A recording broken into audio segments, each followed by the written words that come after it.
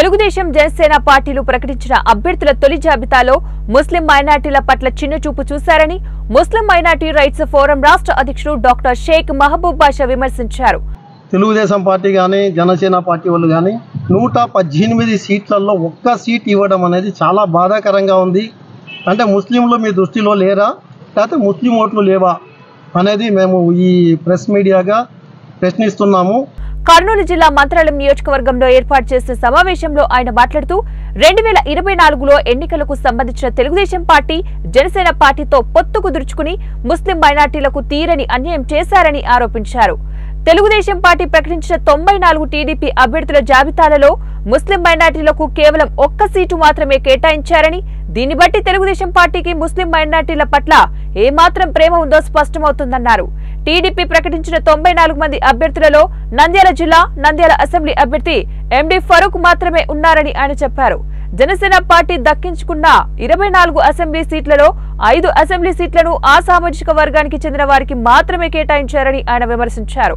ఇకనైనా ముస్లిం మైనార్టీలు పార్టీల తీరు పట్ల చైతన్యవంతులై తమ హక్కుల సాధన కోసం అసెంబ్లీ సమావేశంలో తమ ప్రాతినిధ్యం పెరిగే విధంగా పోరాటం సాగించాల్సిన ఆవశ్యకత ఎంతైనా ఉందన్నారు. అందులో భాగంగానే ఈ నెల 29వ తారీఖున కర్నూలు జిల్లా ఆదోని పట్టణంలో ముస్లిం మైనార్టీల గర్జన వినిపిస్తున్నట్లు ముస్లిం మైనార్టీ రైట్స్ ఫోరం రాష్ట్ర అధ్యక్షులు డాక్టర్ షేక్ మహబూబ్ బాషా తెలిపారు. ఈ సభను విజయవంతం చేసేందుకు ముస్లిం మైనార్టీలంతా కలిసి రావాలని ఆయన పిలుపునిచ్చారు. కానీ ఈ ప్రెస్ మీట్లో ముఖ్య ఎజెండా ఏమంటే ముస్లిం మహాగర్జన ఈ గ్రౌండ్లో నడపబోతున్నామనే విషయం మీకు తెలియజేశాము. కానీ చాలామంది మన మీడియా మిత్రులు, మీడియా అధినేతలు ఈ చిన్న చిన్న ముస్లింల సమస్యలని వెలుగులోకి తేవట్లేదు.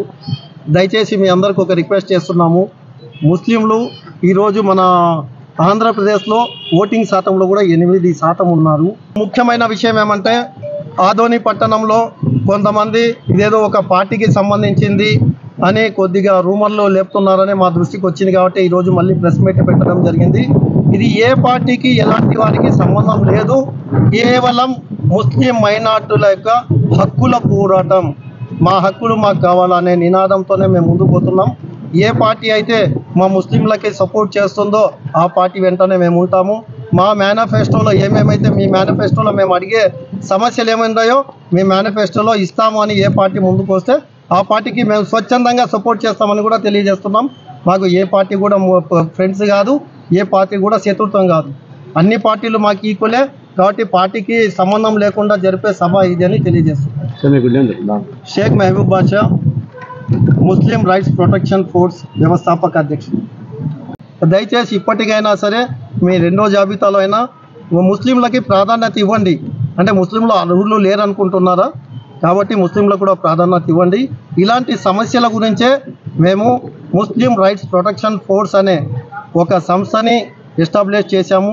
ఆ సంస్థ ద్వారానే గత 11వ తేదీ ఫిబ్రవరి 11వ తారీఖు కర్నూలులో మహాగర్జన జరిపాము. అదేవిధంగా ఫిబ్రవరి 29 ఈ నెల 29వ తేదీ ఆదోని పట్టణంలో కూడా మహాగర్జన జరపబోతున్నాము. ముస్లిం సోదరులందరికీ ఒకటే ఇదే ఆహ్వానంగా చెప్తున్నాము.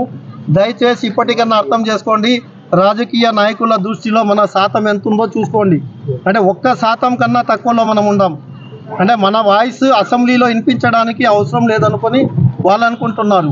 అంటే మన ఎజెండాలో ఇచ్చిన ప్రకారము మేనిఫెస్టోలో ఏమడిగినా మనం ముస్లిం వక్ఫ్ ఆస్తులు, ముస్లిం సమస్యలు, యూనివర్సిటీలు, అదేవిధంగా ముస్లింల యొక్క అభివృద్ధి గురించే మాట్లాడుతున్నాము. దీని గురించి దయచేసి ప్రతి ఒక్క ముస్లింకి ఇప్పటికి కూడా మేము రిక్వెస్ట్ చేసేది ఏమంటే దయచేసి 29వ తేదీ అందరం కలుస్తాం. हाथ मिलाएंगे, कदम कदम आगे बढ़ाएंगे, अपना प्रॉब्लम्स गवर्नमेंट को सुनाएंगे.